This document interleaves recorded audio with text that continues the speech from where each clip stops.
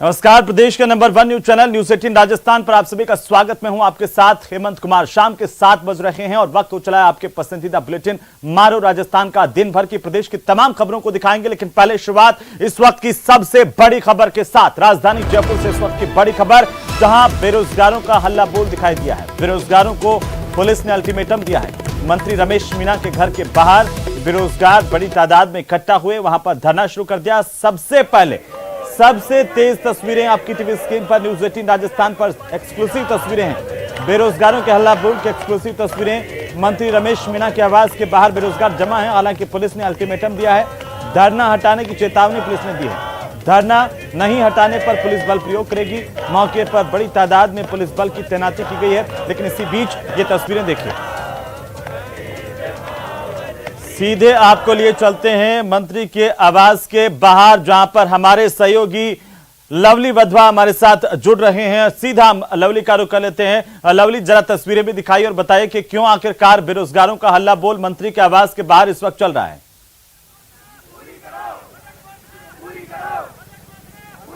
देखिए, इंतजार की घड़ियां जब गले तक आ गई, परेशान होकर के ये युवा बेरोजगार 2013 की भर्ती को पूरा करवाने के लिए जयपुर में पहुंचा हुआ है।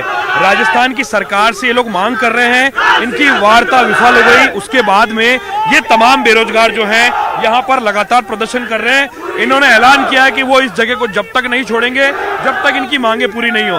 दूसरी तरफ पुलिस ने अल्टीमेटम दे दिया है कि यहाँ से हट जाइए, वरना पुलिस अपना बल प्रयोग करेगी। उपेंद्र यादव से बात करते हैं, वार्ता में किस तरह की बातचीत हुई और वार्ता क्यों विफल हो गई? देखो, इस भर्ती के लिए जब लखनऊ गए, मुख्यमंत्री जी ने बुलाया। 4 दिसंबर 2021 को बात हुई और फरवरी में भर्ती निकालने का हमारा समझौता हुआ। 23 फरवरी 2021 को लिखित समझौता हुआ, रात 12:30 बजे 2 मंत्रियों के साथ, और फिर गुजरात समझौता हुआ। और बजट की घोषणा मंत्री जी ने 15 मार्च 2022 को बोला कि 2100 पदों पर पंचायत राज जैन भर्ती निकालेंगे। हम इंतजार करें 2100 पद प्लस 544 पदों पर पंचायत राज जैन भर्ती।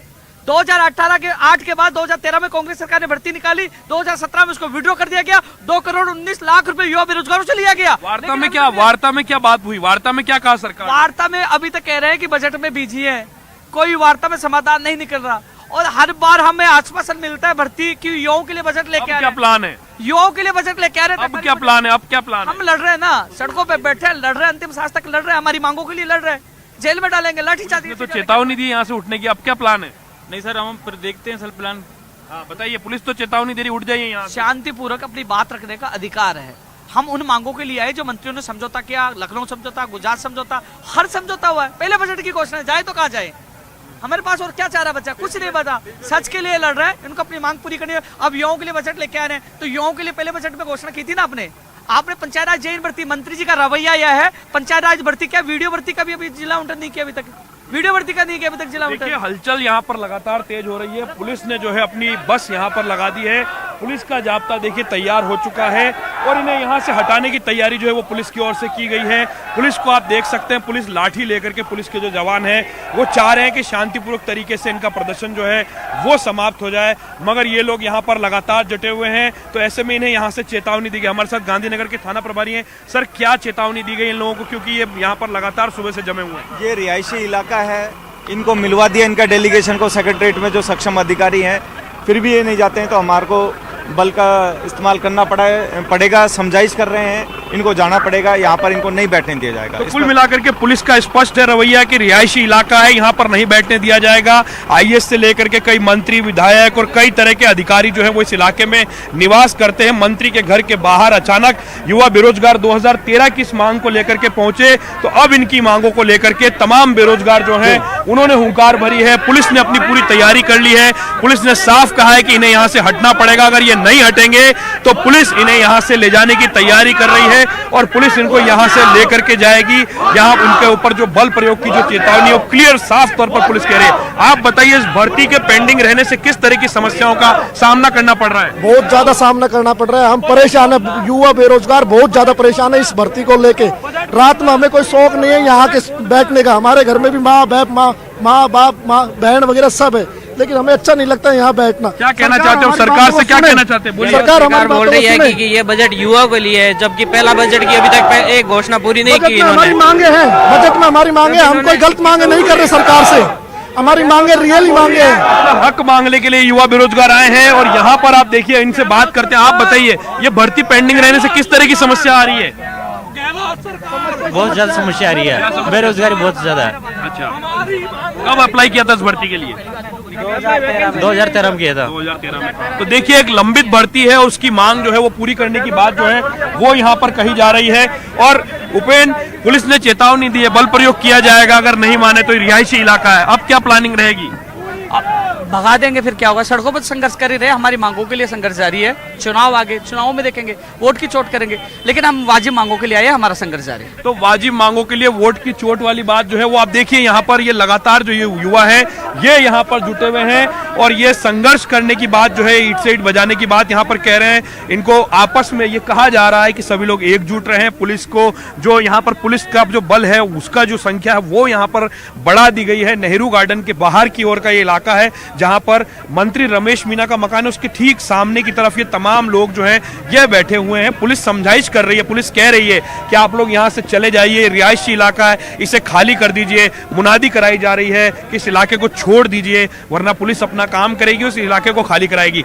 ये 2013 की 2644 पदों की जो भर्ती थी उसकी विज्ञप्ति जारी करने की जो डिमांड है, नई 2644 नए पद और शामिल करने की, और 2013 में जब ये भर्ती निकली थी तो उसे पूरा करने की मांग है। बात करते हैं और लोगों से। आप कहां से आए हो, क्या नाम है आपका? सर मेरा नाम हरी सिंह, मैं दौसा से आया हूँ और पंचायती राज भर्ती हम लेके जाएंगे। लेके जाओगे? अच्छा, सरकार तो कह रही है कि बजट में देंगे युवाओं को, तो फिर बिल्कुल लवली, चलिए बहुत शुक्रिया तमाम जानकारी के लिए। नजर बनाए रखिए, अपडेट हम आपसे लेते रहेंगे। बहरहाल बहुत शुक्रिया हमारे साथ जुड़ने के लिए, तमाम जानकारी के लिए। और चलिए अगली खबर का हम रुख कर लेते हैं। श्रीगंगानगर से इस वक्त की बड़ी खबर मिल रही है जहां पर लॉरेंस गैंग का एक और गुर्गा गिरफ्तार किया गया है। पुलिस ने विक्रम उर्फ विक्की को गिरफ्तार कर लिया। मोदी डेयरी के पास से इसकी गिरफ्तारी हुई है। श्रीगंगानगर से इस वक्त की सबसे बड़ी खबर है, लॉरेंस गैंग का एक और गुर्गा गिरफ्तार हुआ है। पुलिस की तरफ से बड़ी कार्रवाई। मुखबिर की सूचना पर घड़साना पुलिस ने कार्रवाई की है जहां पर 10,000 रुपए का इनामी बदमाश विक्रम गिरफ्तार किया गया है। हनुमानगढ़ जंक्शन फायरिंग मामले में भी ये वांटेड है। लगातार लंबे समय से पुलिस को इसकी तलाश थी, आखिरकार इसकी गिरफ्तारी हुई है। मोदी डेयरी के पास से इसकी गिरफ्तारी हुई है। ऑपरेशन हंटर के तहत यह कार्रवाई की गई। सबसे पहले तस्वीर देखिए, लॉरेंस गैंग के इस गुर्गे की तस्वीर देखिए जो पुलिस के शिकंजे में है। इस वक्त की सबसे बड़ी खबर है श्रीगंगानगर से इस वक्त की सबसे बड़ी खबर। घड़साना पुलिस को एक बड़ी कामयाबी, पुलिस ने लॉरेंस गैंग के एक और गुर्गे को गिरफ्तार किया है। अब लगातार इससे पूछताछ जारी है। 10,000 का इनामी बदमाश विक्रम गिरफ्तार हुआ है। ज्यादा जानकारी के साथ सहयोगी अशोक शर्मा फोन लाइन पर हैं। अशोक, क्या जानकारी, पुलिस को कामयाबी मिली है?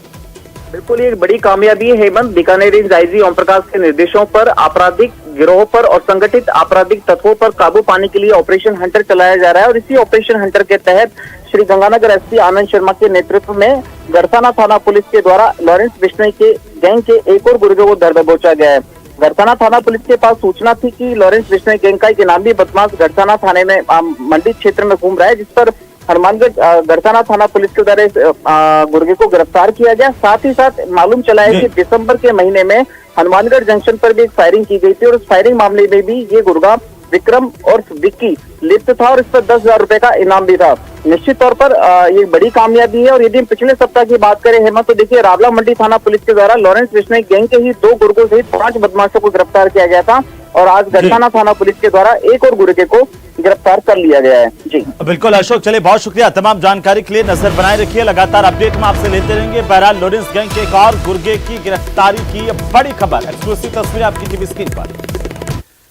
तो चलिए आगे बढ़ेंगे और सियासत से एक बड़ी खबर आ रही है। दिल्ली से इस वक्त की सबसे बड़ी खबर, प्रदेश कांग्रेस संगठन में सर्जरी की तैयारी हो रही है। राजस्थान कांग्रेस के अध्यक्ष गोविंद सिंह डोटासरा और प्रभारी सुखजिंदर सिंह रंधावा का दिल्ली का दौरा और इसी से जुड़ी कांग्रेस खेमे से इस वक्त की सबसे बड़ी खबर। चुनाव से पहले कांग्रेस संगठन में सर्जरी की तैयारी। कांग्रेस संगठन के महासचिव केसी वेणुगोपाल से मुलाकात करेंगे कुछ ही देर में। केसी वेणुगोपाल के आवास पर यह महत्वपूर्ण मुलाकात होने जा रही है जहां पर कांग्रेस के प्रदेश प्रभारी सुखजिंदर सिंह रंधावा के साथ पीसीसी के चीफ गोविंद सिंह डोटासरा दिल्ली में हैं और अब कुछ ही देर में केसी वेणुगोपाल के साथ मुलाकात होगी।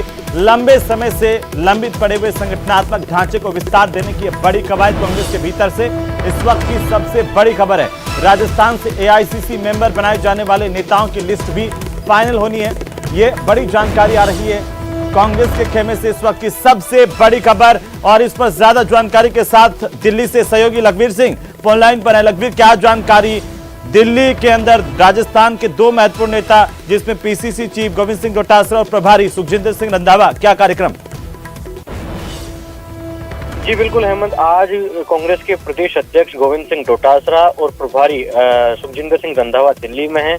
कांग्रेस के संगठन महासचिव वेणुगोपाल केसी वेणुगोपाल से अब से 10 मिनट बाद इनकी मुलाकात होनी है। 7:15 बजे का समय मुकर्रर है जब ये तीनों नेता बैठेंगे और राजस्थान में लंबित पड़े संगठनात्मक ढांचे को कवायद देने को लेकर या यूं कहें कि विस्तार देने को लेकर ये महत्वपूर्ण बैठक है।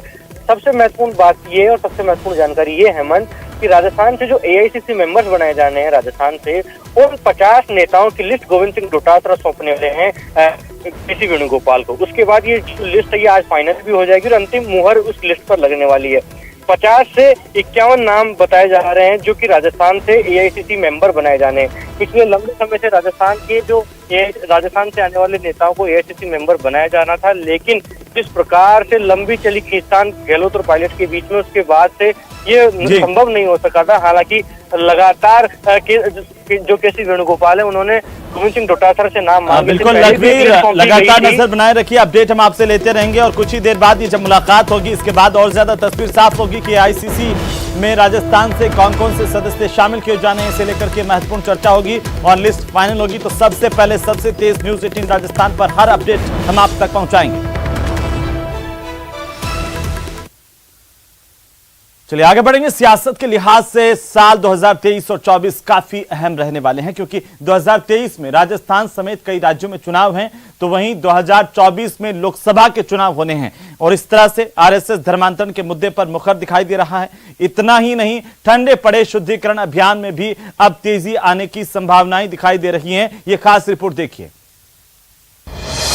आरएसएस का एजेंडा तैयार, खुलेंगे घर वापसी के द्वार, तेज होगा शुद्धिकरण अभियान, सबको मिलेगा उचित सम्मान। ठीक है, वो गोमांस खाए होंगे मजबूरी से, लेकिन किसी कारण से वो गए तो दरवाजा नहीं बंद कर सकते, इसलिए वो घर के अंदर आ सकते हैं, घर वापसी उनको करवा सकते हैं। राष्ट्रीय स्वयंसेवक संघ के कार्यवाह दत्तात्रेय होसबोले का यह बयान आरएसएस के घर वापसी के एजेंडे की एक झलक है, जिसे अब राजस्थान के धरातल पर भी उतारने की पूरी तैयारी है। खास तौर पर दक्षिण राजस्थान के वो आदिवासी संघ के एजेंडे में है जो सनातन छोड़ ईसाई धर्म अपना चुके हैं। बीजेपी के आदिवासी विधायक अपने इन भाइयों को फिर से गले लगाने को बेताब दिखाई दे रहे हैं। साथ ही इस घर वापसी को ठुकराने वाले ऐसे लोगों को चेतावनी भी दे रहे हैं कि बदले धर्म के साथ आरक्षण का लाभ नहीं लेने दिया जाएगा। हमारे धर्म के लोगों को, हमारे बंधुओं को जबरदस्ती गोमांस खिलाया, धर्मांतर कराया, डराकर, धमकाकर, मारकर, पीटकर, उनका सील भंग करके, ऐसे जो मजबूरीवश लोग जिन्होंने धर्मांतरण कर लिया है और हमारे बंधु हैं, वो पश्चाताप कर करके प्रायश्चित करके वापस आना चाहते हैं, तो उनका हमारे धर्म ग्रंथों में प्रावधान है शुद्धिकरण का, उसका शुद्धिकरण करके हम अपनाएंगे, उनको वापस लाएंगे, नहीं तो उनको हम आरक्षण नहीं देंगे, हम इसका विरोध करेंगे। भाई वो आदिवासी नहीं रहे तो आरक्षण हमारा किस बात का लेने का करते हैं, वो दोनों तरफ से फायदा ले रहे हैं ना। देखिए, हमारे समाज का अभिनंग है और किसी कारण भ्रमित होकर के और उधर चला गया है, और अगर उसका शुद्धिकरण करके हम वापस आते तो कोई तकलीफ नहीं है, आना चाहिए वापस। संघ के लिए दक्षिण राजस्थान की धरती बेहद उर्वरा रही है। वनवासी कल्याण परिषद से लेकर आदर्श विद्या मंदिरों के जरिए संघ ने आदिवासियों को हिंदू धर्म में बनाए रखने के लिए लंबा संघर्ष किया है और बड़ी संख्या में ईसाई बने लोगों का शुद्धिकरण कर सनातन धर्म में वापसी कराई है। लेकिन दशकों से चल रहे ईसाई मिशनरीज और चर्च के प्रभाव से आज भी इस इलाके में धर्म परिवर्तन रुका नहीं है। ये बात संघ के लिए बड़ी चिंता का कारण है और ऐसे में संघ एक बार फिर शुद्धिकरण अभियान को गति देने के मूड में दिख रहा है। नेता प्रतिपक्ष गुलाब चंद कटारिया का मानना है कि हिंदू धर्म के दरवाजे सबके लिए खुले हैं। कि जितने भी लोग हैं, चाहे किसी भी धर्म में चले गए होंगे, इसका ओरिजिन कहीं न कहीं हमारे बाप दादाओं से जुड़ा हुआ रहा है। ये केवल मैं नहीं कह रहा हूँ, ये ऐतिहासिक फैक्ट है। अगर वो लोग वापस अपनी मेन धारा में आकर के देश को अपनी मातृभूमि, पितृभूमि, पुण्यभूमि समझ करके इसके साथ काम करें तो हमें कोई एतराज है ही नहीं। संघ भारत में रहने वालों को हिंदू मानता है, चाहे वो किसी भी धर्म के अनुयायी क्यों ना हो। इतना ही नहीं, सनातन धर्म की वर्ण आधारित भेदभाव को खत्म करने की कोशिशों में संघ जुटा हुआ है, लेकिन अभी भी मूल धर्म में लौटने की संघ की शर्तें कई लोगों को रास नहीं आ रही है। चलिए आगे बढ़ेंगे। बीजेपी का अल्पसंख्यक मोर्चा गुरुवार को कांग्रेस के खिलाफ जयपुर में बड़ा प्रदर्शन करेगा। मोर्चा के प्रदेशाध्यक्ष एम सादिक खान ने कहा कि कांग्रेस ने अल्पसंख्यकों से किया एक भी वादा नहीं निभाया। न छात्रों के लिए हॉस्टल बनाया गया, न स्कॉलरशिप दी गई और न ही मदरसा पैरा टीचर्स को स्थायी किया गया। इससे अल्पसंख्यक समुदाय में जबरदस्त रोष है। प्रदर्शन में बीजेपी के प्रदेशाध्यक्ष सतीश पूनिया भी शामिल होंगे। तरीके से पिछले 4.25 सालों में कांग्रेस की सरकार ने राजस्थान में और खास तौर से मुख्यमंत्री अशोक गहलोत जी ने अल्पसंख्यक समाज के साथ वादा खिलाफी करने का काम किया है और अपनी जो उनकी घोषणाएं थी चुनावी घोषणा पत्र में माइनॉरिटी के लिए, उस पर वो खरे नहीं उतरे, बल्कि उन्होंने बिल्कुल दरकिनार किया। ऐसी बहुत सी बातों को लेकर, उनकी वादा खिलाफी को लेकर भाजपा अल्पसंख्यक मोर्चा 9 तारीख को जयपुर शहर में प्रदेश मुख्यालय से लेकर और यहां हम रवाना होंगे। सिविल लाइंस जाकर हम मुख्यमंत्री निवास का, उनके बंगले का घेराव करेंगे। तो वहीं बीजेपी प्रदेशाध्यक्ष सतीश पूनिया आज राजसमंद के अल्प प्रवास पर नजर आए। यहां पर उन्होंने सेठ रंगलाल कोठारी कॉलेज छात्र संघ अध्यक्ष के कार्यालय उद्घाटन समारोह में शिरकत की। इस समारोह में मुख्य अतिथि राजसमंद विधायक दीप्ति माहेश्वरी, छात्र नेता होशियार सिंह और प्राचार्य निर्मला मीणा भी मौजूद रहीं।